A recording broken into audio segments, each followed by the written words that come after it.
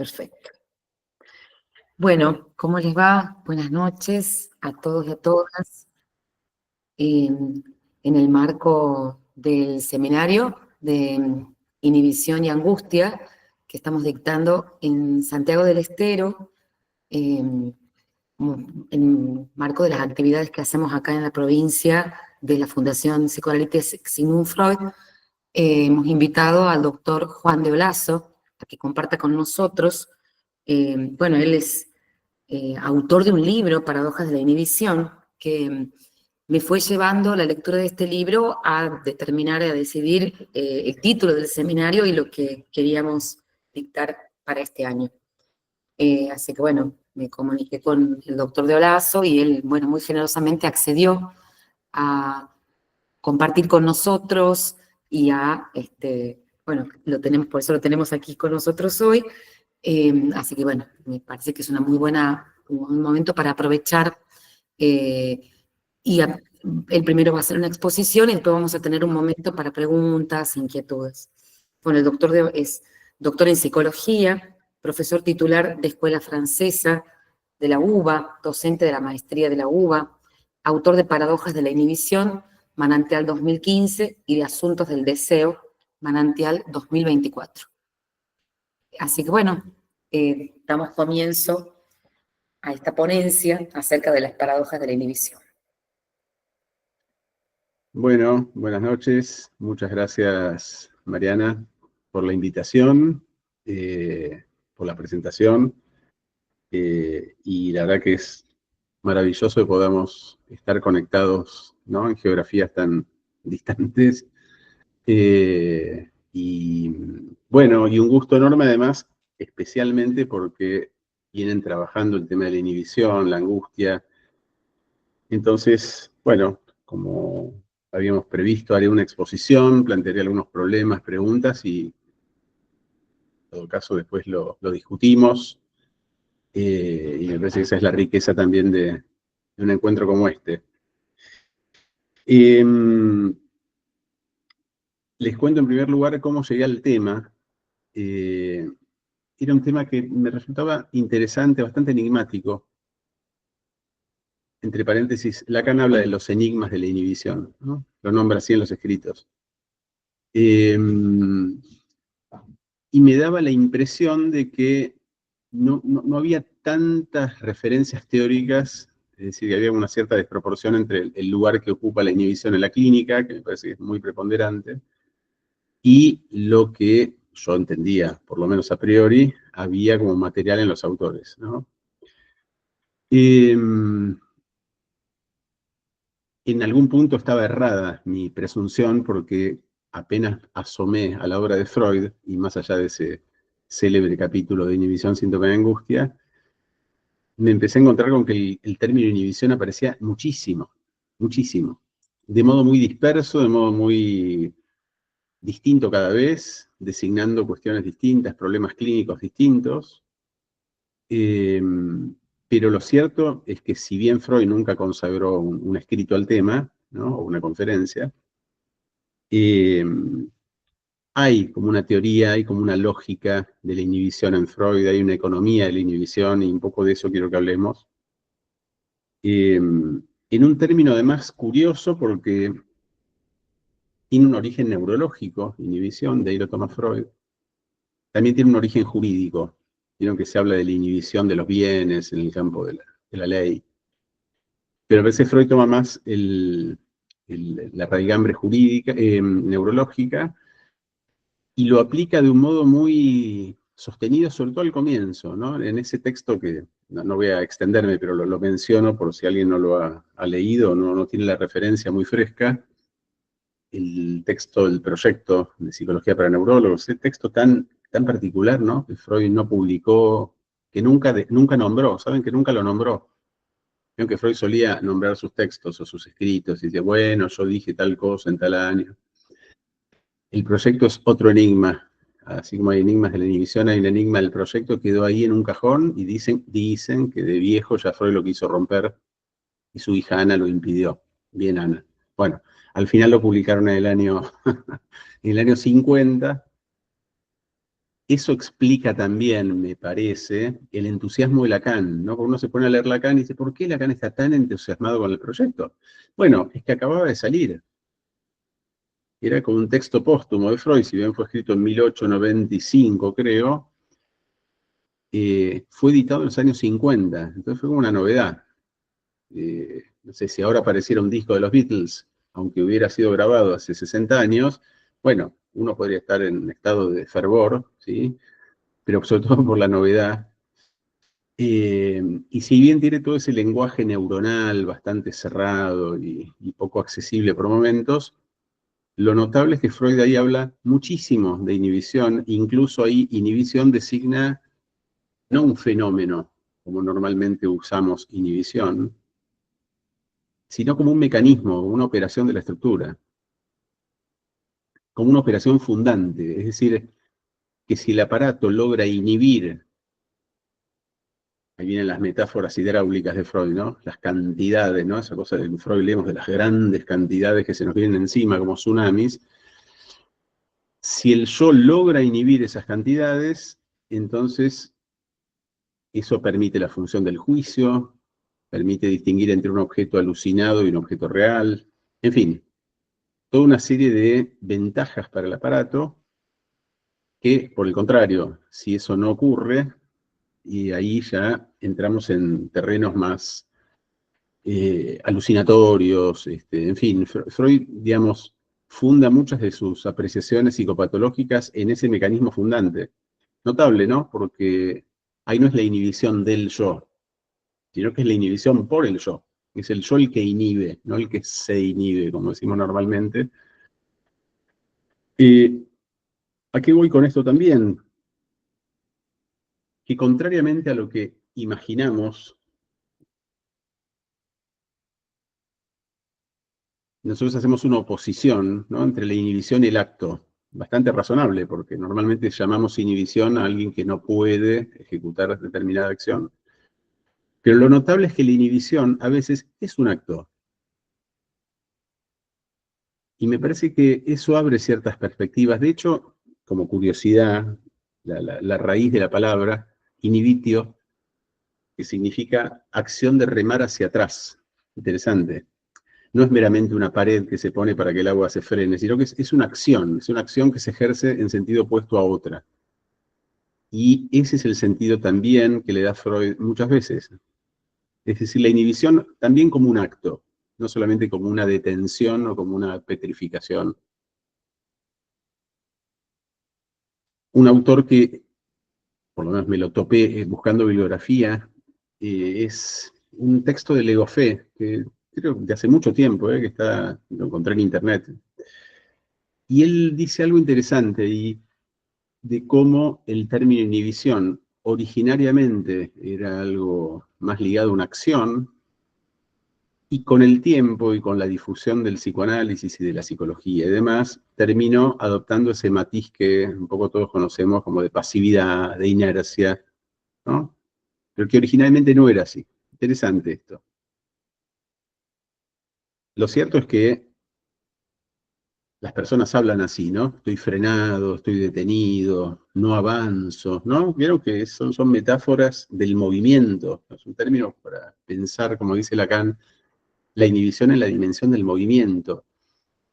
O estoy frenado en esto, pero en esto no. ¿Vieron? Muchas veces hay alguien que puede consultar porque en esto, la verdad, ¿no? Vuelvo siempre al mismo lugar, no avanzo, me la pego una y otra vez, la misma piedra, con todas las metáforas que usamos. También puede ser que un análisis esté detenido, ¿no? El movimiento mismo de un análisis. Pero en fin, en todo caso, inhibición ya nos instala en cierta dimensión muy particular, por eso les decía que tiene algo enigmático, porque no es necesariamente un síntoma, puede ser un síntoma, dice Freud, pero no necesariamente lo es. O algunas inhibiciones pueden tener un destino sintomático en un análisis, pero tampoco necesariamente, ¿no? Muchas inhibiciones se resuelven por otras vías, o generan acting out, o pasajes al acto, o actos, ¿sí? Digo, no es forzoso, no es necesario que una inhibición deba devenir síntoma. Ni es nuestra función, creo, convertir a las inhibiciones en síntomas, porque además, como dice Freud, las inhibiciones no designan necesariamente algo patológico. De hecho, son normales para Freud muchas inhibiciones. Y muchas veces nos pasa, no me digan que no, que nos parece que a alguien le faltan inhibiciones, ¿no? ¿No? Que decimos, che, faltan unos frenos inhibitorios acá, me parece. Los famosos diques de 3 ensayos. Freud las llama inhibiciones sexuales. ¿Se acuerdan? El asco, la vergüenza, la moral, la compasión. Es decir, que de nuevo encontramos esta especie de dupla o de dialéctica entre las cantidades, ahí ya son las pulsiones, ¿no? Y la inhibición, como si se generara una especie de ida y vuelta muy interesante, eh, donde la inhibición viene de algún modo a responder al asedio de las pulsiones. Y ahí hay que pensar que cada dique se corresponde con alguna pulsión específica, ¿no? El asco con lo oral, la mirada con la vergüenza, la compasión con lo anal, y así. Otros autores han desarrollado más esta vía, muy interesante, eh, para pensar también cómo la inhibición parece que es una suerte de solución, ¿no? Económica, distinta de la del síntoma, ¿no?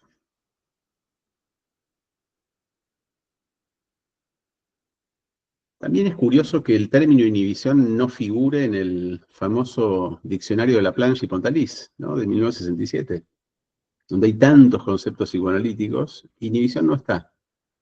Otra rareza, ¿no? Que envuelve un poco este tema. Eh,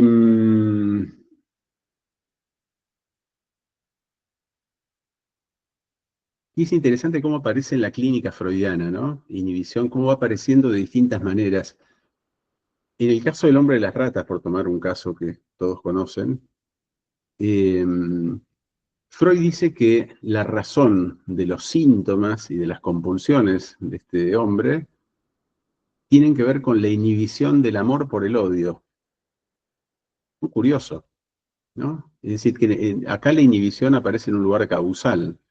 Dice, es la inhibición del amor por el odio lo que termina generando toda una suerte de síntomas, de dudas y de intentos desesperados de sortear el estado de inhibición, ¿no? Es decir, que la compulsión en ese caso, dice Freud, es un intento un poco arrebatado de salir de un estado de parálisis insoportable, ¿no? Eso es interesante también para ver qué recursos dispone alguien o la estructura para hacer frente a ciertos puntos de fijación, de inhibición, de parálisis.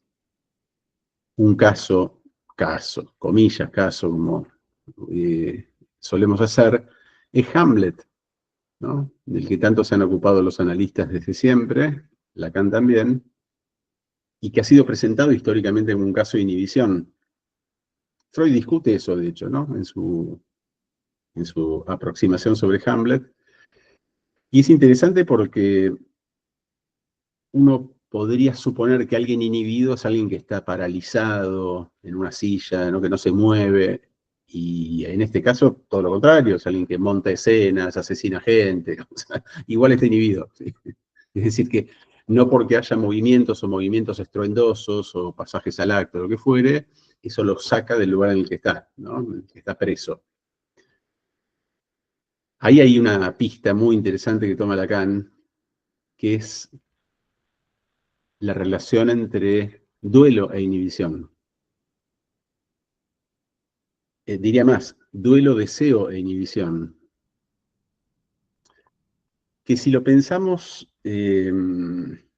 a la freudiana, por decirlo así, Freud decía, ¿no? Que si hay duelo, hay inhibición. Es esperable que si hay duelo, ¿se acuerdan toda esa serie de, parece un prospecto, ¿no? Que dice Freud, bueno, si hay duelo, hay pérdida de la capacidad de amar, inhibición de toda productividad, bueno, en fin, hay como 10 cuestiones que aparecen, distinto a lo que le ocurre al melancólico, pero en todo caso son efectos de ese empobrecimiento energético bastante esperables para alguien que está de duelo. Sí, no, lo que nos llama la atención con si alguien está de duelo es que esté medio, ¿no?, de gira. ¿Y qué pensamos? Ya va a caer, ¿no?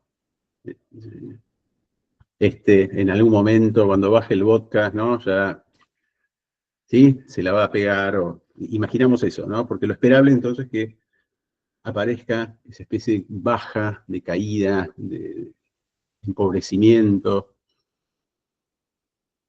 Pero claro, Freud lo piensa con sus categorías, con sus coordenadas, esto, ¿no? De cómo el yo tiene que hacer ese trabajo, ¿se acuerdan? De pieza por pieza, porque el examen de realidad ha decretado que el objeto no existe más, y bueno, y después de un largo proceso, donde hay que consumar la pérdida por segunda vez, ¿se acuerdan de eso? Que es lo más difícil, ¿no? Como decía Lagache, en el duelo hay que matar al muerto, ¿no? Pero bueno, si eso ocurre, y ocurre de modo normal, como lo llama Freud, el yo se vuelve libre y desinhibido. Esa es la frase que usa Freud. Interesante, ¿no? Porque Freud está pensando o está postulando que uno de los modos de la desinhibición, digo, para pensar cómo se producen las inhibiciones, pero también tenemos que pensar cómo se producen las desinhibiciones, ¿no? Muchas veces va por la vía del duelo. En Lacan está esa misma conexión, ese mismo link entre duelo e inhibición, pero como Lacan tiene otra teoría del deseo que Freud, decididamente otra, y porque para Lacan el deseo es el deseo del otro, en términos de Lacan ya no es la misma lectura que podemos hacer de esto, porque no es lo mismo hacer el duelo por un objeto que pierdo o que perdí, que hacer el duelo por un deseo en el que ya no tengo lugar. ¿Mm? No es lo mismo, no es la misma teoría ni del deseo ni del sujeto, ¿no? En Freud tenemos, estoy simplificando un poco, pero para abrir un poco el juego, que yo tenía un objeto, lo perdí y tengo que hacer el duelo por ese objeto, sustituirlo y demás. Y en Lacan, me parece que el acento está puesto en otro lado, que en todo caso tengo que hacer el duelo por ese lugar de causa o de falta que ocupaba ante ese deseo del otro que ya no está. Desde esa perspectiva es más razonable que se apague el motor y que uno se inhiba, ¿no? A mí me resulta más intuible que entonces eso se frena, ¿no? Si ya perdí mi lugar de causa.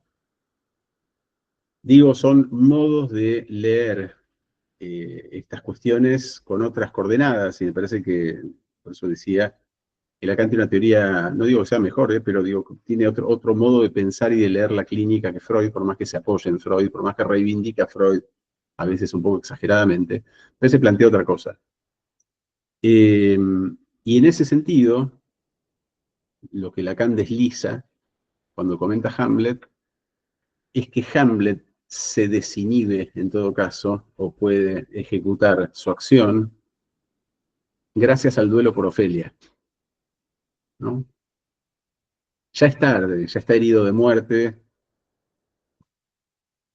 En términos futbolísticos diríamos que ya van 44 minutos del segundo tiempo y va perdiendo 3-0. Ya no hay modo de remontar el partido, pero bueno, Hamlet mete un cabezazo al final y bueno, la obra cambia, ¿sí? Porque entonces Lacan lo que dice es que por un ratito pudo salir de esa encerrona en la que estaba, y a la que había intentado zafar de distintos modos, vía las puestas en escena, vía las luchas especulares, en fin, todo lo que ustedes ya saben. Es interesante esa escena, esa obra, para leer las vicisitudes de la inhibición, de la acción, ¿no? Y de las idas y venidas, y de los intentos tan disímiles, que es lo que escuchamos clínicamente, ¿no? Como a veces las personas buscan distintos modos de, ¿no?, de salir de cierto estado de estar atrapados, de estar como acorralados, como sin movimiento, como esos sueños que describía Freud, ¿se acuerdan de la persona que se quiere mover y no puede? Desesperante, ¿no?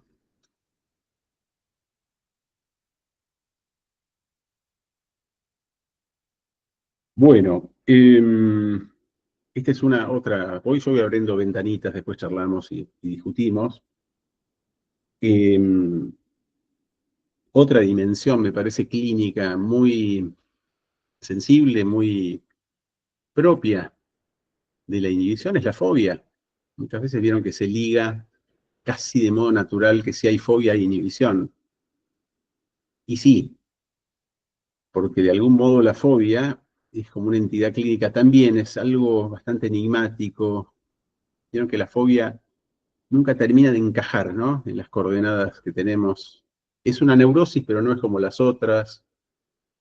¿No? Está articulada de algún modo a la misma matriz en la cual pensamos las neurosis, pero está en discusión si hay un fantasma o no hay un fantasma que funciona o que opera, ¿sí? Y como la preeminencia de la angustia es tan grande, eso que llamaba la atención de Freud, Freud decía, lo que me impresiona de las fobias es que tienen un afecto casi exclusivo, que es la angustia. Otras neurosis tienen, no sé, una neurosis obsesiva, vamos a encontrar la compasión, el odio, la culpa, ¿no? La angustia, el amor.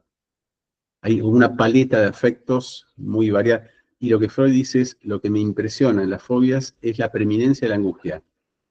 De hecho, la llamaba histeria de angustia, ¿se acuerdan? El primer nombre de la fobia en Freud es histeria de angustia, es decir, es una histeria, o sea, una neurosis que no se resuelve ni vía la conversión, ni vía los otros mecanismos o modos de defensa, sino que eso, esa cantidad, por volver de nuevo a esas metáforas, se libera, se descarga como angustia, y entonces, si es así, requiere, como ninguna otra, de toda una serie de recursos, dispositivos defensivos, parapetos, inhibiciones, ¿no?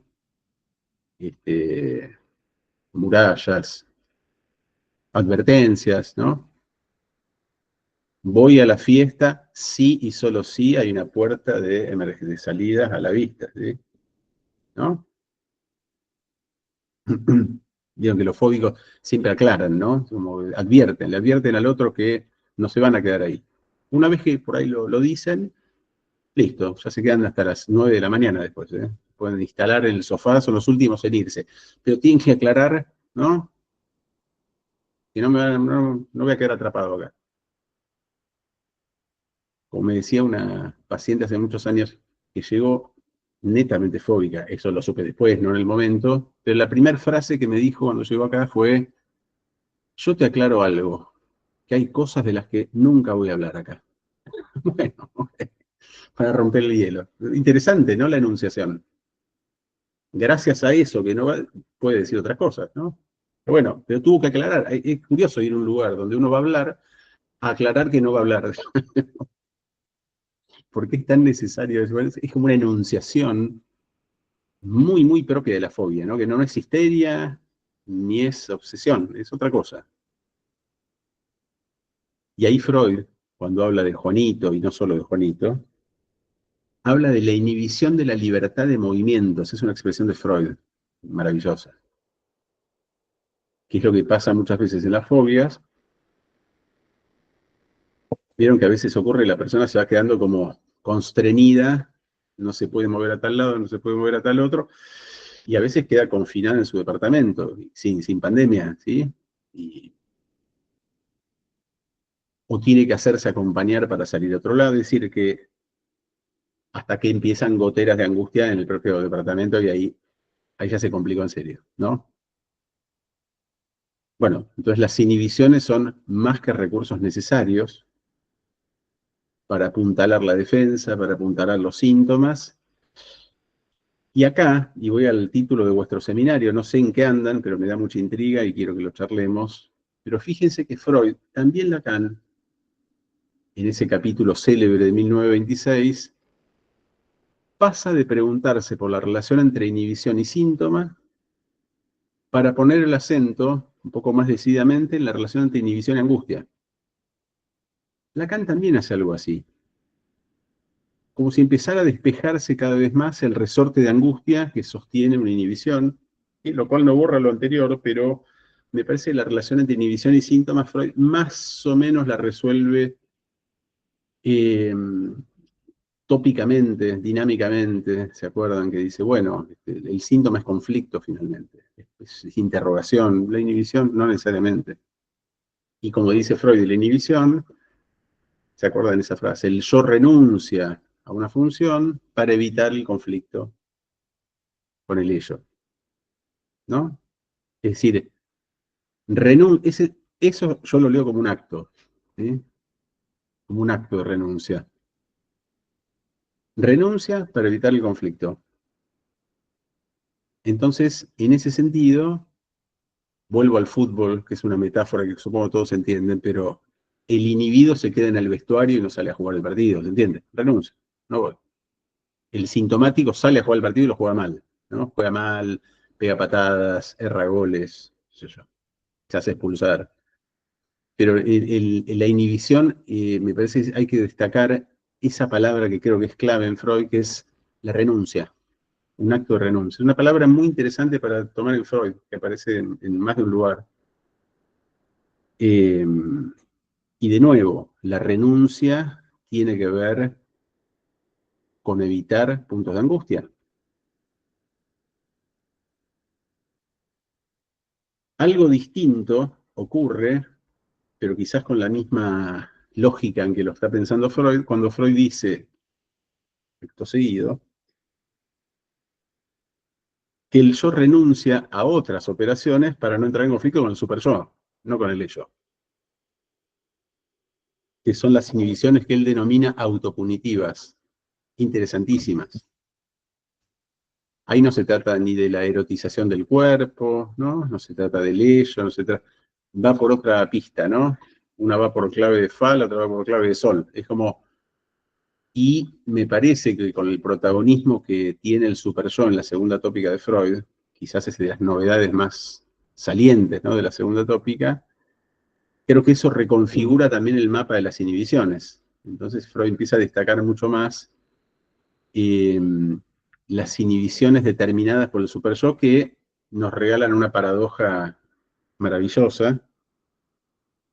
Eh, ¿Se acuerdan la paradoja del super-yo, la que Freud destaca como la más notable? Que es que el super-yo exige renuncias, de nuevo la renuncia, ¿no? El super-yo exige renuncias de lo pulsional. ¿Cuál es la paradoja? Que cuanto más el yo se somete al imperativo categórico de esta instancia moral, más culpabilidad, no menos, más castigo. Cuanto más paga, más debe. Es una lógica argentina, ¿no? Cuando más aporta, más endeuda. Podría haber sido un concepto argentino, ¿no? Nos la perdimos esa del super-yo. Bueno, entonces, eso es interesante, porque lo que dice Freud es que el super-yo se alimenta de las propias renuncias. Esto es muy interesante, porque muchas veces vemos cómo un sujeto intenta, ¿vieron?, calmar a su otro, ofreciéndole castigos, renuncias, abdominales, qué sé yo, puede ser de todo, ¿no? Madrugones. Más furia del super-yo, dice Freud, no menos. Si esto es así, que el yo renuncie para evitar un conflicto del super-yo no hace más que generar conflictos con el super-yo. Es decir, que se produce un circuito, como se diría ahora, tóxico, ¿sí? Donde el yo se oferta masoquísticamente a los castigos del super-yo. Es un círculo muy difícil de frenar y muy habitual, como dice Freud, en las prácticas profesionales, vieron en las tesis, toda esa parte que genera muchísimo bolonqui, mucho reproche, autorreproche, castigos, ¿no? Que no llegó la monografía, que no sé qué, que empieza toda una fenomenología que no es la de los casos de histeria de la pierna paralizada, ¿sí? Por decirlo de alguna manera. Por eso decía como por otra calle. Fíjense cuántas dimensiones clínicas que Freud va ofreciendo casi al pasar cuando habla de inhibición, porque en ese sentido yo pienso que el capítulo de inhibición, síntoma de angustia, que son 4 páginas comprimidas, vieron que es como una condensación, para mí es un punto de llegada, no un punto de partida. Es decir, creo que ahí Freud intenta sistematizar muchos de los hilos dispersos que ha, ¿no?, tirado ahí a lo largo de su obra, y de algún modo los reúne y los sistematiza, y entonces habla de las funciones del yo, de la limitación del yo y todo eso. Y por eso agrega también que hay otras inhibiciones, además de las que se enfrentan al ello o al superyo, que son las más generalizadas, ¿no? Que son como estados depresivos, lo que se llaman en general depresiones o melancolizaciones en las neurosis, ¿no? Me refiero como a esos estados de inercia, de empobrecimiento energético, cierta plancha, eh, y que, ojo, muchas veces, no vamos a decir que siempre, pero muchas veces ocurre que muchas de esas depresiones o llamadas depresiones a veces son duelos que han quedado congelados. Vieron que a veces algo de eso empieza como a descongelarse en el análisis, quizás por una vía absolutamente colateral, inesperada, y algo vuelve a encender el motor, pero como si hubiera quedado algo ahí medio detenido en el tiempo. Es interesante. Y por supuesto es difícil porque la persona ni consulta por eso, ni tiene idea de eso, ¿sí? Pero son cosas que a veces pueden de golpe empezar a salir a la luz. Eh, y ahí de nuevo asoma la idea del duelo, ¿no? O del trabajo del duelo. Pues la persona te podría decir, pero si murió hace 20 años, voy a hablar ahora, ¿no? Vamos, con toda razón, pero bueno. En relación con estas inhibiciones autopunitivas, como las llama Freud, ahí podemos leer también lo que él llamó los ciertos tipos de carácter, ¿no? ¿Se acuerdan los que fracasan al triunfar? Que tenían esta característica, ¿no? Freud dice ahí, tomamos noticia de algo sorprendente, porque hasta ahora teníamos la idea de que las neurosis se desencadenaban cuando un deseo no se había podido realizar, ¿no? No se había podido cumplir, entonces aparecían síntomas, frustraciones. Pero tomamos la noticia, dice Freud, asombrosa, de que muchas neurosis se desencadenan porque se realizó el deseo, no porque no se realizó. Y la persona no lo puede soportar. ¿Mm? No lo puede soportar y se cae, ¿no? Se cae la escena, se desarma, ¿no? No es que es un resbalón, ¿no? Se pone de pie y sigue. Es un fin de la escena que invita a releer entonces cómo la escena era posible, era soñada solo de modo potencial, ¿cierto? A condición de que no se realice. Una vez que se realizó, aparece esto que Freud llama ahí, la llama inhibiciones morales, interesante, porque ya está asomando la culpa, ¿no? Es como previo a la segunda tópica, pero me parece que Freud ya está pensando en esa clave. No son inhibiciones sexuales, como los dije, son inhibiciones morales. Fíjense qué fuerte empieza a ser el vínculo entre inhibición y superyo. Notable. Así como en un primer tiempo quizás teníamos más referencias freudianas de las inhibiciones sexuales o las inhibiciones ligadas a la sexualidad, al ello, etc. Bueno,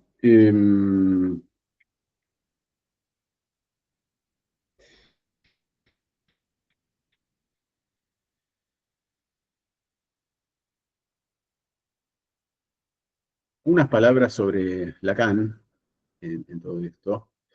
Así después abrimos un espacio para conversar. Eh, Lacan no se ocupa mucho del tema de la inhibición, infinitamente menos que Freud, ¿no? Está claro.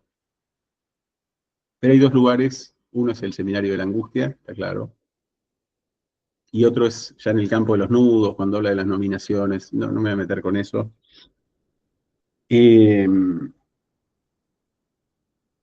y es interesante, ¿se acuerdan de ese cuadro que hace Lacan en el seminario de la angustia? De inhibición, impedimento, embarazo. Eh, esas cosas que arma Lacan en un momento y después, chau, vieron que no, es muy Lacan eso, ¿no? Me sirvió para este momento, listo, ya fue. Pero a mí me parece que la riqueza de ese cuadrito es que nos da como un mapa fenomenológico, ¿no? Clínico, interesante, para pensar que, digo, más allá de inhibición, síntoma de angustia, que los ubica en diagonal, para aclarar que no están en el mismo nivel, no están en la misma frecuencia, hay como estaciones intermedias también, ¿no? Y ahí está la idea esta interesante de que no es lo mismo estar inhibido que estar impedido, ¿se acuerdan de eso, no? Inhibición, impedimento. Porque lo que sugiere, de algún modo, es que la inhibición más pura, se va hasta sí misma, ¿no? Es algo que no produce pregunta. Eh, es más, hasta ya que nombramos la cuestión del carácter, es muy factible muchas veces que quede del lado de un soy así, ¿no? Yo soy así, una persona de pocas palabras. Vieron que hay gente que de golpe convierte eso en una camiseta, un modo de ser. A mí me gusta el bajo perfil, no me gustan las grandes fiestas. ¿Vieron ese tipo de discursos? Eh, por ahí es una agorafobia de la hostia, pero no, de golpe está todo como justificado. No, yo me voy al Cabo Polonio en agosto, frío, tranqui. Eh, ahora, el impedimento ya supone el reconocimiento de un obstáculo, ¿no es cierto? Y por eso en ese cuadro que hace Lacan, que ya lo conocen, no lo voy a postear, digo, ya saben cómo es un poco la secuencia. Alguien que está impedido, evidentemente, empezó algo a hacer ruido, ¿no? Y ya está a un paso de hacer síntomas, como muestra ese cuadro. Eh, Después se verá si ese impedimento es algo propio, si es del otro, si es del mundo, qué sé yo, del cosmos o de Dios, no importa, pero en algún punto pasamos del yo soy al yo no puedo. Y ya es un avance, ¿no? Que alguien pase de una posición de yo soy al no puedo. Porque cuando escuchamos no puedo, ya empezamos a escuchar que algo está en la vía de un síntoma, ¿no?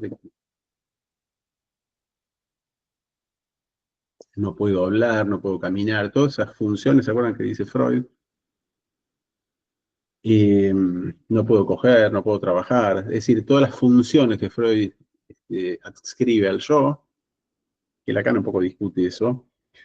Me parece que cuando Lacan introduce esta idea del impedimento, es interesante porque eh, lo que va cambiando entonces en ese cuadrito, básicamente es la posición del sujeto, ¿no?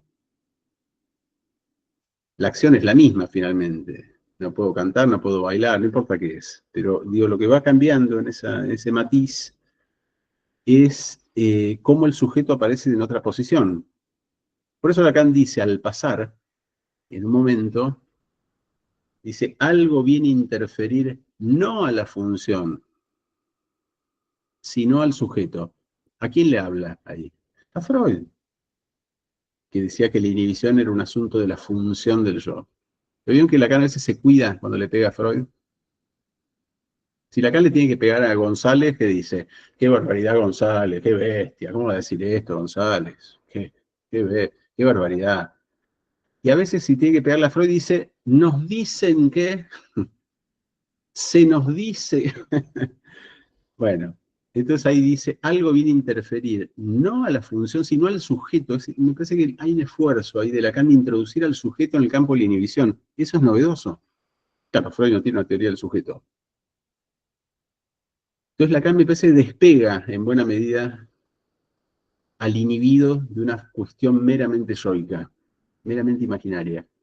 Y me parece que ahí, de nuevo, cuando hacemos esa transfusión de conceptos como el duelo, como la castración, como el deseo, y también la inhibición, ya lo incluimos en otras coordenadas, ¿no? Entonces ya la inhibición, por más que Lacan diga que se funda en Freud y que el retorno a Freud y toda esa cosa, a veces un poco demagógica que hace Lacan, me parece que inhibición ya entra en otro campo, en las coordenadas de Lacan, y decididamente me parece que Lacan piensa la inhibición como un patos del acto, es decir, la inhibición en la misma serie del acting, del pasaje al acto y del acto.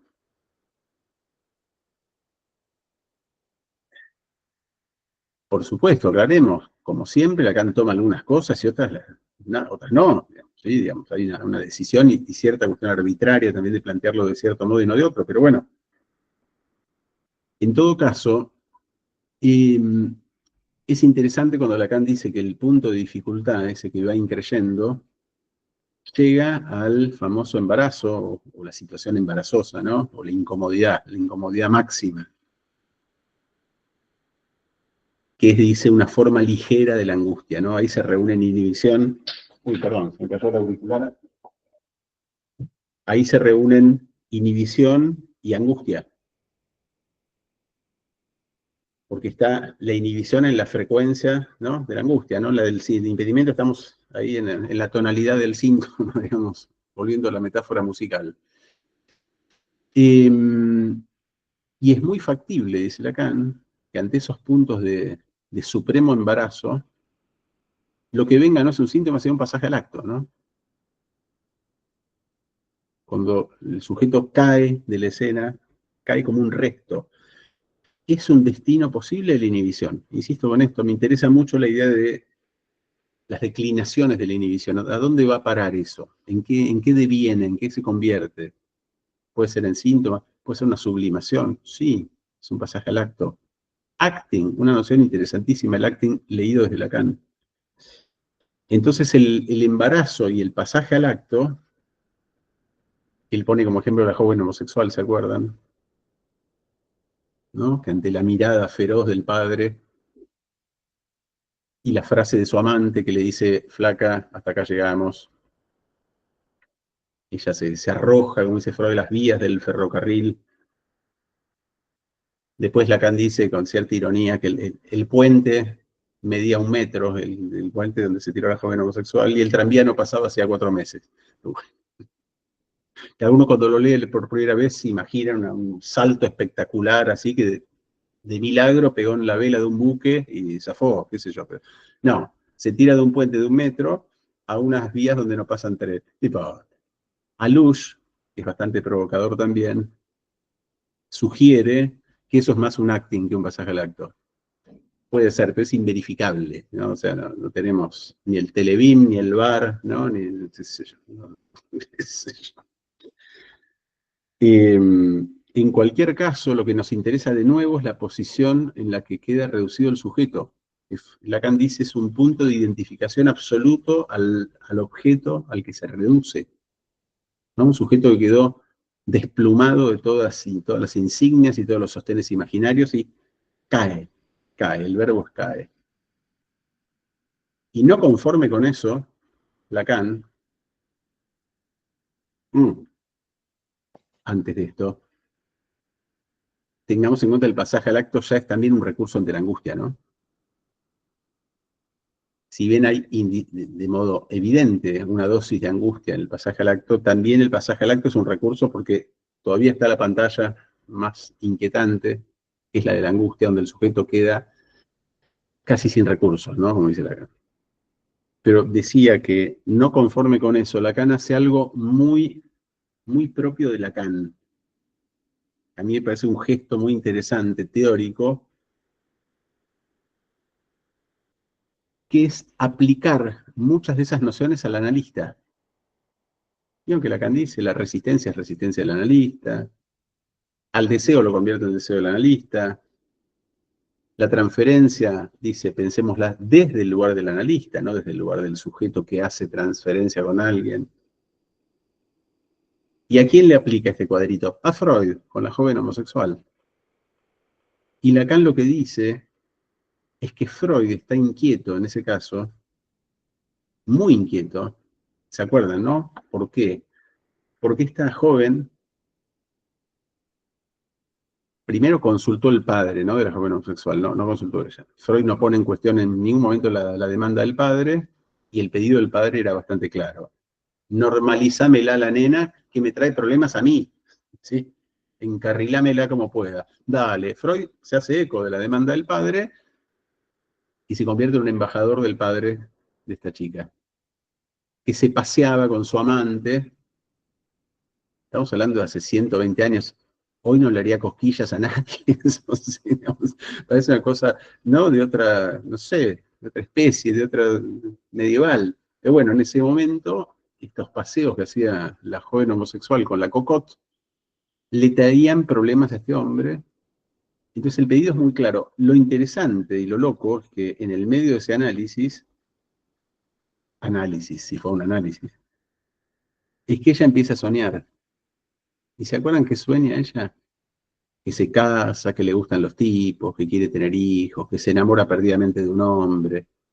Y Freud dice, empieza a sospechar, dice, acá hay algo no me gusta. Entonces, es más, lo llama sueños hipócritas en el texto. Bueno, no tengo la cita acá, pero búsquenlo, notable. Freud lo lee de una manera tan personal todo eso, ¿no? No puede salir de esa lectura tan imaginaria. Entonces lo que hace Lacan es decir, Freud ve amenazada la fidelidad del inconsciente. Porque lo que Freud lee ahí es, entonces el inconsciente puede mentir. Ya no es la vía regia de no sé qué, que lo real y zaraza. O sea, el inconsciente puede mentir. Esa es la noticia que me trae esta mocosa de 15 años en mi consultorio a la hora de la siesta. Entonces la lectura de Lacan es que Freud, embarazado, ¿se entiende embarazado en qué sentido? Freud, apremiado, embarazado, aterrado, pasa al acto él y se la saca de encima y la deriva. Es notable la lectura que hace Lacan, ¿eh? Le aplica al analista. Tenemos que hablar también de las inhibiciones del analista. ¿Se entiende lo que estoy diciendo? Es decir, cómo pensamos estas matrices, estas cuestiones desde nuestra posición. ¿Qué nos pasa a nosotros con nuestra acción? ¿En qué punto quedamos a veces, vieron? Paralizados o fascinados o divididos. Y ahí me parece interesante ese gesto de Lacan porque eh, claramente que es Freud el que patina en ese caso y que curiosamente, paradójicamente, le termina confirmando a alguien que se presentaba como caída, Niederkommen, ¿se acuerdan? La hace caer del análisis, ¿no? Y se la deriva a una mujer, a Ruth Matt Brunswick, ¿no? Que es lo que hacía Freud cuando se le complicaba a veces, que vieron que Ruth, ¿sí? Eh, nada. Digo que a veces, como hablamos de la inhibición del deseo, o del deseo y sus vaivenes, sus inhibiciones, sus paradojas y demás, me parece que también amerita plantear en qué punto el deseo del analista a veces está inhibido, está impedido, o está, no digo embarazado, pero puede ser, ¿no? ¿Y qué hace el analista, ¿no? Digo, de qué modo, desde dónde, como dice Lacan, interviene el analista, ¿no? Más allá de qué dice, qué no dice, qué interpreta o qué no interpreta.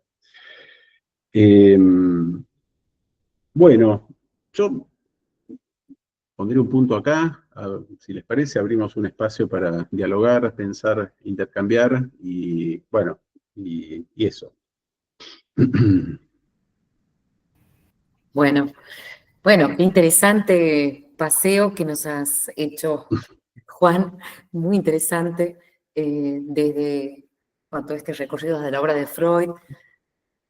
Y bueno, y esto último, sí lo había leído, pero me parece como muy novedoso esto de pensar la inhibición en el analista, ¿no?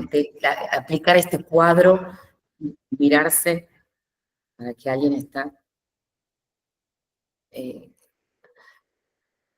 Sí, ahí Soledad levantó la mano. Adelante. Bueno, buenas noches, un Hola. gusto doctor.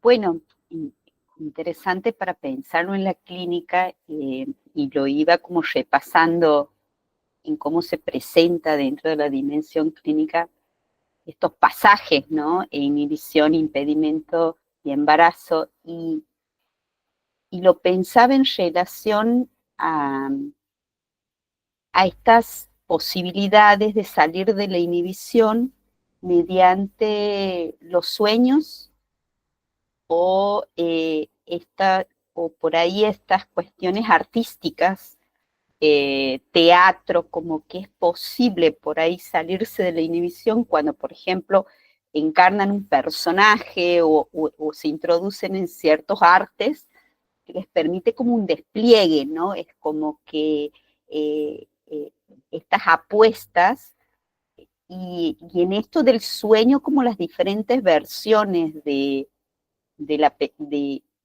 estos sueños que se presentan como cumplimiento de deseo, ¿no? El de poder gritarle a tal persona, cosa que no lo puede hacer en la vida real, o estas cuestiones de estos sueños cuando se va a producir, por ejemplo, un acto, me voy a recibir y no poder llegar al examen o no poder, estos sueños como de, y lo pensaba como se nos va manifestando fenomenológicamente esto y de las posibles intervenciones, digo, eso es en intervenciones del analista para ir, ¿no?, generando estas posibilidades en relación al deseo, ¿no? Como vía al deseo. Interesante, Soledad. Sí, abrís muchas pantallas también con tu intervención. Digo, tanto vía los sueños como la cuestión de la sublimación o de la creación. Pensaba en Winnicott, ¿no? Y cómo a veces Claro. ciertas formas de los espacios y del juego permite a veces, por vías más colaterales, que alguien empiece a ponerse en marcha y no tanto ¿no?, en modo directo. Y lo de los sueños también, y habría que ver por ahí más concretamente con un caso, pero digo, cómo a veces esas construcciones permiten poner en movimiento algo, ¿no? Cuando algo está tan fijado, detenido, paralizado, y me parece que, pero claro, como decís vos, tiene que estar el deseo, ¿no? Ahí en juego, porque si no está el deseo, que es como un combustible finalmente que colabora, que ayuda a que eso empiece a moverse, si no es más como un mandato, como una demanda y posiblemente genere más parálisis. Es lo que a veces ocurre cuando el analista un poco ansioso alienta a actuar al inhibido y a veces tiene grandes chances de Claro. reforzar la inhibición, ¿no? Claro. Vaya, anótese, vamos, active. Y el otro está ahí como, así como, ¿no? Porque se le vuelve muy superyoico. Volvemos a la conexión, a veces no tan feroz siempre, pero muy sensible y muy delicada, entre inhibición y superyo. Digo, ténganlo muy en cuenta porque como nosotros intervenimos con la palabra también, no estamos exentos de que nuestra palabra devenga, ¿no?, en una cuestión superyoica, con la mejor de las intenciones, ¿no? Aunque hay superyoes que son recopados, digamos, que son superyoes al fin.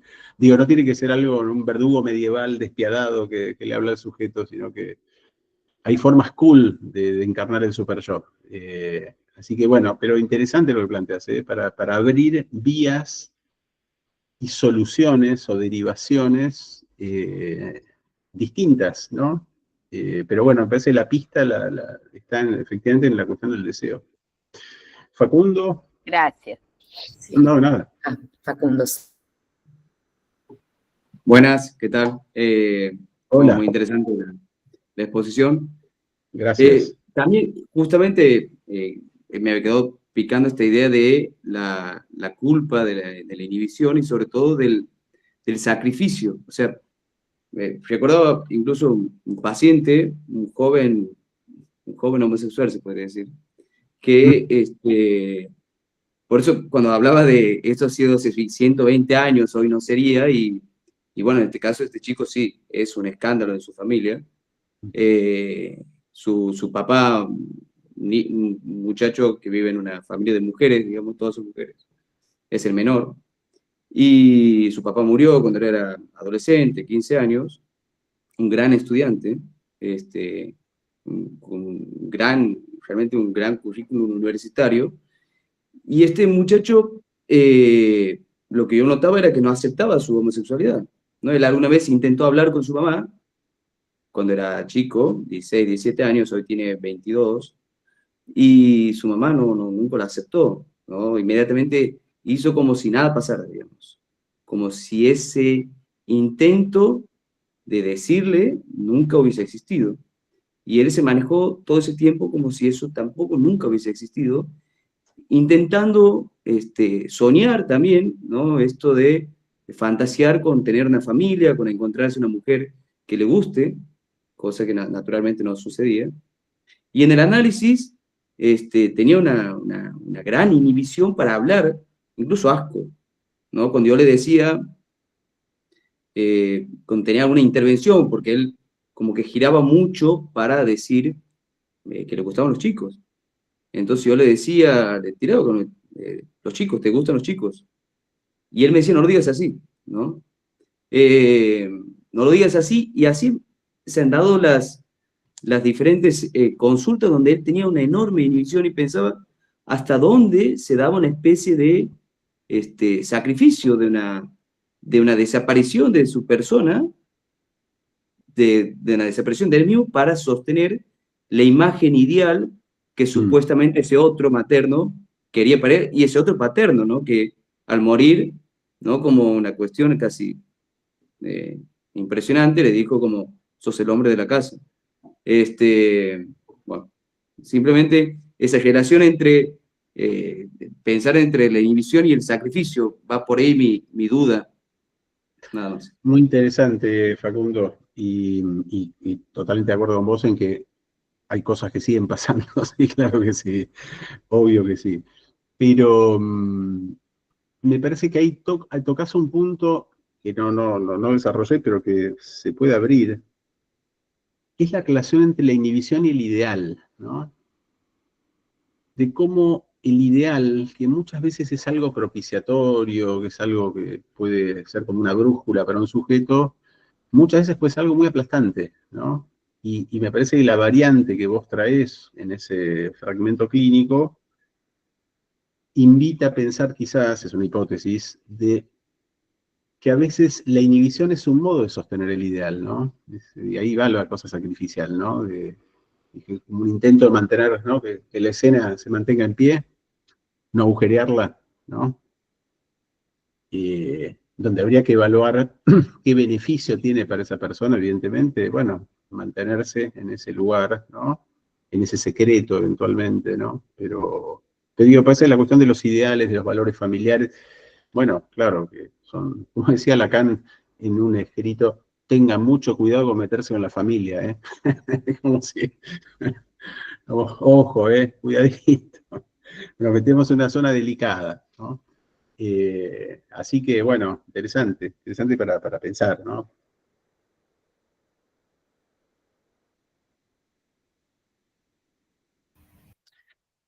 Lucrecia, a ver. Sí, por ahí estaba pensando en esto de cuando hablaba de la inhibición en relación a lo pulsional, ¿no? Que hay algo, digamos, de lo pulsional en estos estados inhibitorios, pero también hay algo del deseo en esos estados inhibitorios, ¿no? Es como si la inhibición no aparecería, estoy pensando en esto, de por ahí las coordenadas clínicas que uno puede tener cuando escucha, ¿no? En el discurso del analizante, el pensar estas cuestiones inhibitorias ligadas al deseo o ligadas a lo pulsional, ¿no? Estoy pensando un poco en relación también a la angustia, porque si bien es cierto, la angustia puede tener que ver con algo del orden de lo real que aparece, también tiene que ver con algo del orden de lo deseante, ¿no? Que puede aparecer. Entonces, es como, estoy tratando de ubicar, digamos, clínicamente esto de lo inhibitorio, si tendría que ver con esto de lo pulsional, si tendría que ver con esto de acercarse al deseo, por lo que he podido como ir ubicando, digamos, es como cuando, es como si hubiera un plus, si hubiera un exceso de algo que el sujeto no logra como tramitar y aparece esto de lo inhibitorio, que puede ser del lado de lo pulsional, que puede ser del lado del deseo también. Es como que ahí se me arma tratando de ubicar esto de la inhibición, de qué lado está, digamos. Está bueno lo que traes. Yo no sé si siempre haría tal oposición, ¿sí? Entre la pulsión y el deseo. Digo, a veces por ahí se pueden oponer, pero a veces no necesariamente, ¿no? Digo, ahí habría que ver en qué coordenadas estamos pensando eso, ¿sí? Porque el deseo a veces también toma todo ese combustible pulsional, ¿no? Como dice Freud. Pero bueno, en cualquier caso, se me ocurre una variante de esto. Vuelvo a las fobias, porque la fobia, como dice Lacan, en la fobia ocurre algo que no ocurre ni en la histeria ni en la obsesión, que es que coincide en el espacio de la angustia con el espacio del deseo. Es una paradoja. Ajá. Porque se supone que en la histeria, el deseo insatisfecho, en la obsesión, el deseo imposible, son modos, bueno, en que el deseo se sostiene en el fantasma, fantasmáticamente, y que sortean en puntos de angustia, y son deseos defensivos, como dice Lacan. Ahora, en la fobia, quizás porque no hay un fantasma, o no hay un fantasma constituido de ese modo, están en la misma zona, es decir que la angustia puede ser un signo de que apareció el deseo, o el deseo puede ser lo que suscita angustia, pero en algún, como dice Lacan, el objeto temido coincide con el objeto deseado. Es extraordinario. Extraordinario para leerlo de afuera, ¿no? Para vivirlo de ser No yo. medio inquietante. Pero viste qué pasa, que coincide, es como si a falta de un marco fantasmático, la angustia funcionara como marco. La angustia es lo que orienta el objeto. Por eso lo traigo, ya que están pensando esos temas. Lacan lo toma el seminario de la transferencia, esto. Es muy interesante. Entonces, esos sujetos no ceden la angustia tan fácilmente, no la entregan. Salvo cuando es excesiva, ahí sí. Pero si es en dosis mínima, la necesitan para orientarse, es como un GPS. Puede haber GPS menos costoso, ¿no? Pero bueno, si no tenés otro, usas ese. Entonces, a veces rascan los fóbicos, ¿vieron? Se desaparece porque apareció el deseo. O sea, porque apareció la angustia. Pues la señal de angustia viene de... Nada, lo traigo porque lo asocié de acuerdo a lo que vos decías, de cómo interviene la angustia y cómo suscita estados de inhibición. Estados de inhibición, ahora que lo dije, es una expresión de Fennikel, el autor freudiano, muy interesante a mí me parece. Estados de inhibición, me gusta, pues no son ni una patologización concreta, ni una categorización, sino son estados, son momentos, ¿no? Es interesante. Como estados de inhibición que pueden virar hacia otras cuestiones, que es un poco lo que estamos charlando, ¿no? De qué modo las inhibiciones dan cuenta de algo, pero pueden ser un tránsito hacia otro lugar, eventualmente, ¿no? Bueno. Gracias. Por nada. Bueno, quería comentar una cuestión y consultar. Sí. Ahí estaba pensando. Bueno, nosotros veníamos trabajando, sí, empezamos a trabajar la inhibición desde el seminario 10, en este cuadrito, y empezar a pensar, bueno, una cuestión que creo que también tiene que ver con la ética del analista, esto que decías, claramente uno no va y se mete en todas las cuestiones inhibitorias que uno puede escuchar en un sujeto. De hecho, hay muchas veces que el sujeto, que esto es egosintónico, digamos, en esto que decías, que incluso hasta un rasgo de carácter. Sí, cuando uno escucha lo padeciente de la inhibición, que creo que hay pocos pacientes que, en los que esto no aparece, ¿no? En esta cuestión de lo padeciente, esta cuestión tomando lo que decía Facundo también de lo sacrificial, que tiene que ver con el ideal, la inhibición que detiene una imagen rígida de sí mismo para quedar capturado justamente, para evitar la confrontación con la castración. Y bueno, habíamos hecho como un detour, digamos, nos habíamos metido en la última clase, habíamos vuelto a mirar el modelo óptico de Lacan, para mirar justamente, porque todo esto que estamos hablando ocurre en el terreno del yo.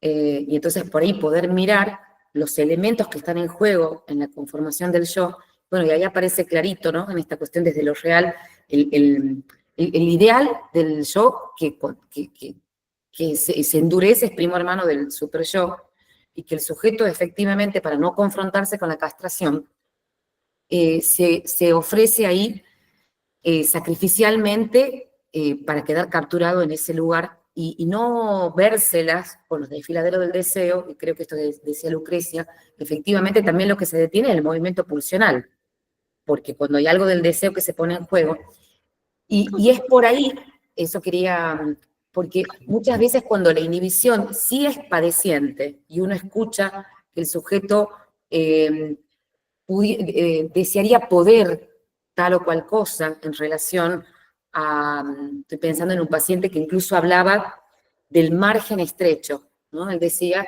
que tiene un margen estrecho, y me preguntaba, bueno, escuchando esto, ¿de qué márgenes hablaba, no? ¿Dónde ubica? Porque el margen habla de que hay algo, de un litoral, digamos, y efectivamente lo que se escuchaba es que para desplegar lo deseante, el margen está dado por la imagen idealizada que él tiene que resguardar. Y entonces ahí, cuando uno hace intervenciones que van del lado de,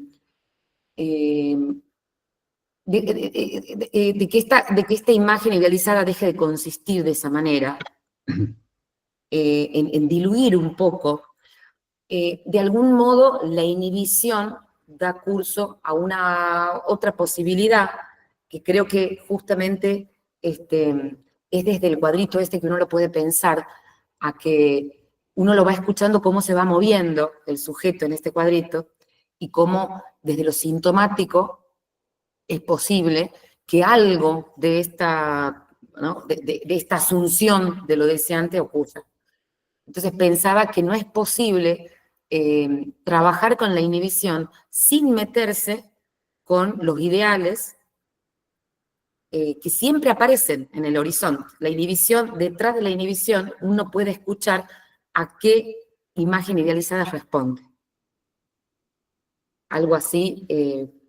Interesante, sí, claro, porque hay una frase que dice Lacan que me hacía acordar mientras vos hablabas, que está en uno de los escritos, creo que está en su versión del sujeto, que dice que es esa imagen yo ideal la que se fija, es interesante el término, porque también es la petrificación desde el lugar del ideal del yo, ¿no? Como el ideal de algún modo te consolida, te inmoviliza de algún modo en cierta imagen, y ahí para tomar lo que vos decías recién, Mariana, de interrogar también al yo, y eso que con Lacan tenemos que es pensar qué estatuto tiene el objeto, ¿no? Ahí. Vieron que todas estas nociones del cuadrito, no me metí con eso, pero lo puedo mencionar al pasar ahora, son también formas distintas del objeto, ¿no? Así como en el pasaje al acto el objeto es algo que cae, pues es el sujeto el que cae, o en la angustia es algo que se presentifica, como dice Lacan, o en el acting es algo que se muestra. Bueno, ¿qué pasa con ese objeto en la inhibición? Y en la inhibición está en el corazón de la inmovilidad, ese núcleo real del yo. Y me parece que es un punto importante porque tiene esos puntos de inercia, de fijeza, de inmovilidad, esto que decías vos, de algo que no se mueve. Y que desde ahí como que captura al sujeto, ¿no? Como el sujeto estuviera como capturado en una especie de trampa, como dice Lacan. Entonces, nada, me parece que es un punto a pensar, porque el ideal también toca ese punto, ¿no? Y me parece que desde esa perspectiva, a mí me da la impresión de que el seminario de la angustia de Lacan es un seminario sobre el objeto, es decir, donde se la pasa hablando del objeto, y si el objeto es objeto causa, si es objeto resto, si está subido a la escena, si no está subido a la escena, si está incrustado, digo, como una especie de fenomenología enorme de las formas que adopta la cuestión objetal, ¿no? Específicamente. Es un seminario, vieron que Lacan a veces hace disquisiciones o casi seminarios enteros sobre la lógica del significante, se mete ahí, y hay otros donde va para el lado del objeto, y no, que en el seminario de la angustia no hay ni nombre del padre, ni deseo de la madre, ni metonimia, ¿vieron? Ni metáfora, está como en otra clave. En Freud se decía esto, ¿no? La línea de las representaciones y la línea libidinal. Bueno, pues en Lacan también pasa esto y decididamente el seminario de la angustia es un seminario libidinal, por decirlo así, más real, más de las vicisitudes del objeto, no tanto de las formaciones del inconsciente. Y a veces eso nos ayuda también a pensar en cierta lógica que va asumiendo eso y cómo estamos invitados a leer, por eso decía, las vicisitudes de ese objeto, ¿no?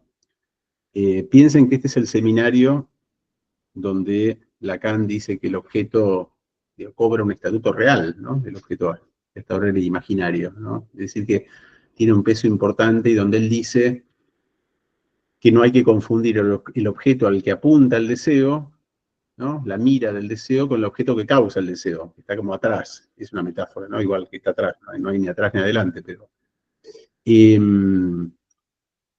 es loco, porque Lacan dice no hay que confundir el objeto al que apunta el deseo con el que causa el deseo, pero a los dos los llama igual. A mí me confunde, la verdad.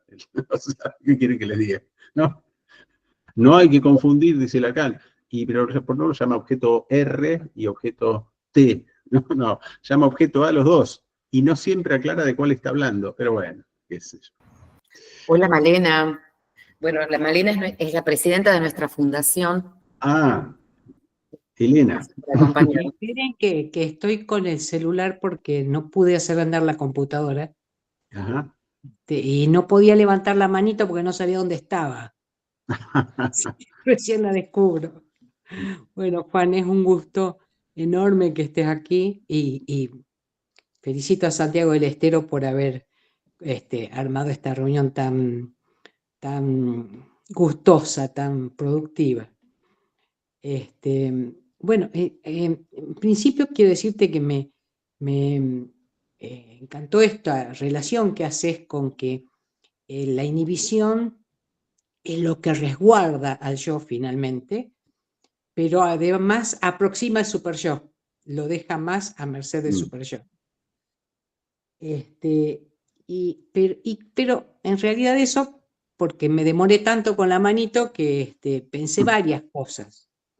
Me acordé también hoy de un paciente que me decía que a él le pasaba como al Chavo del 8, que le viene ¿cómo es? Charrotera, la garrotera, cuando se le produce la inhibición, ¿no? Cuando se queda paralizado ante las mujeres o ante lo que estaba hablando.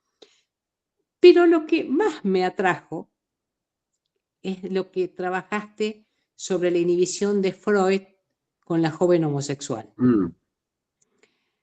Lo que más, me parece que es más colorido, no es que lo que más me atrajo.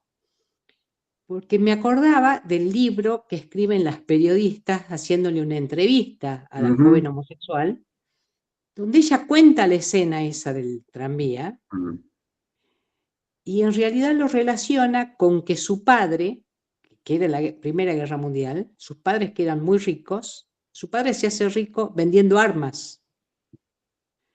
Y estaban en unas vacaciones, habían estado en unas vacaciones, donde la madre se pasaba levantando tipos, entre ellos a los que la pretendían a ella, ¿no? Y que la escena esa, de la mirada del padre, ella lo relaciona, ella lo desestima, ¿no? Y dice, en realidad fue mi odio hacia mi padre, ¿no? Mi padre me mira con odio, pero yo lo miro con odio a él y le muestro mi dama, mi enamorada, ¿no? Y lo relaciona con todo esto. Y yo cuando te escuchaba decía, bueno, tan diferente a lo que pasa ahora no es en la escena de un analista que dedica a un millonario su inhibición. Tan diferente a cosas que pueden ocurrirnos ahora, ¿no? Bueno, es como, no son preguntas, son cosas que se me vinieron ocurriendo mientras no podía levantar la manito para decir. Bueno, hermosa. gracias, Magdalena. Bueno, muchas gracias y un gusto para mí, obviamente, estar acá y intercambiar. Y ese libro que vos comentás es maravilloso porque es cuando ella tiene 99 años, o sea que, entonces para venderlo ponían la joven homosexual, ya no era joven, tenía 99, pero bueno, pero sí era homosexual. Así es. Y ella Claro. recuerda ahí que la llevaban a lo de Freud y dice, a la hora de la siesta, era un plomo para ella, tenía que ir todos los días, a que el tipo este te interprete el Edipo y la castración, una pesadilla, ¿no? Como para no tirarte después del... Ella cuidaba Pero, a su hermanita. Pero el libro da cuenta de alguien que, bueno, transitó muy bien sus 99 años. muy bien, sí, sí, sí, sí. Y él tiene un seudónimo que es Sidoní Siliag, así aparece, está publicado Sí, en el Cuenco de Plata y vino acompañado por un librito de Alush, donde él sí. comenta a lo Alush, así un poco provocativo, la edición. Pero bueno, interesante cómo nos siguen haciendo pensar todos esos casos, ¿no?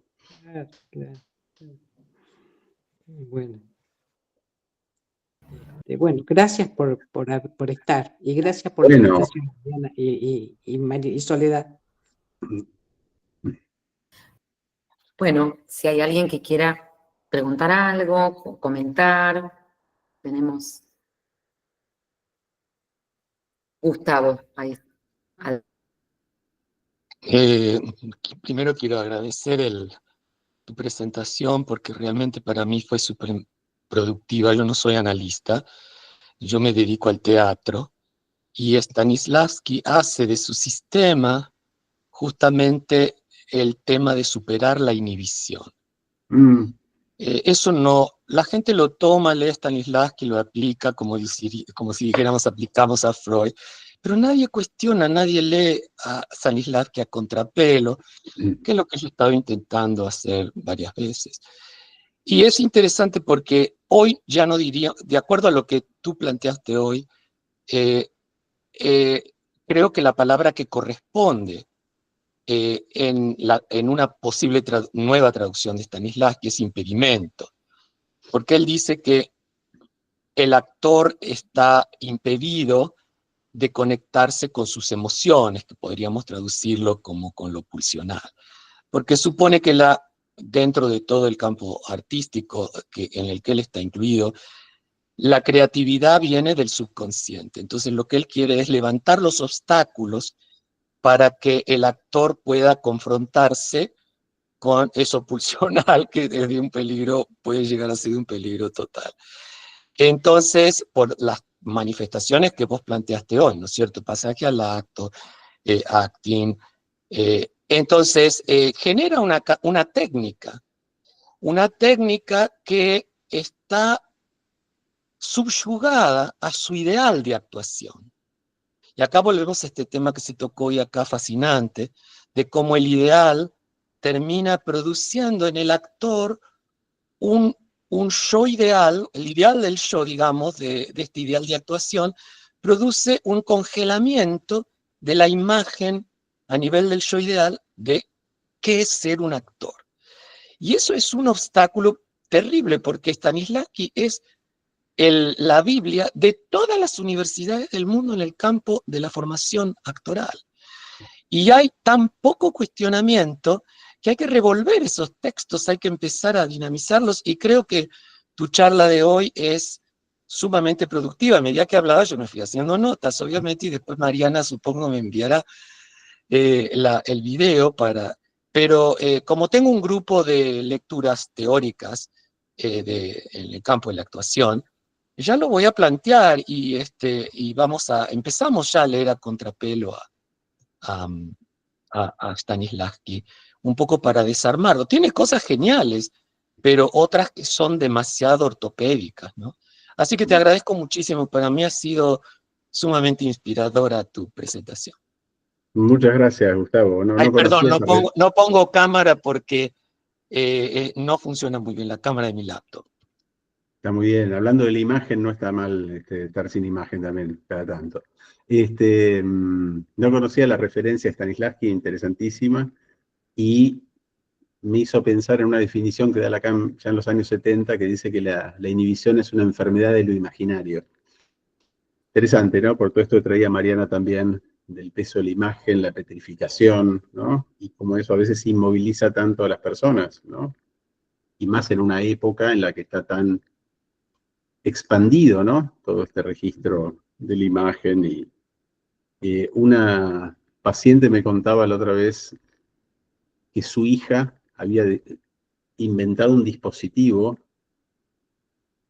para, como no quería despegarse de la imagen del celular, no sé si era Instagram, no importa qué, pero había inventado un sistema de plastificación para poder bañarse y no, ¿se entiende? Seguir manteniendo que no haya pausa, un día sin castración, ¿no? Todo el tiempo, ¿no? La imagen ahí, y ella poder, aún duchándose, me pareció dramático, pero bueno, en fin. Bueno, creo que alguien más quiere decir algo. Maxi. Bueno, doctor, ¿me escucha, no?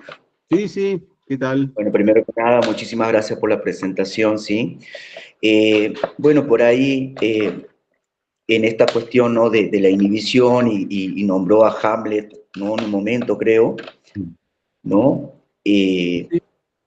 Por ahí, ¿no? O sea, me puse a pensar, ¿no? O se me presentaron también en mi mente unos pacientes, ¿no?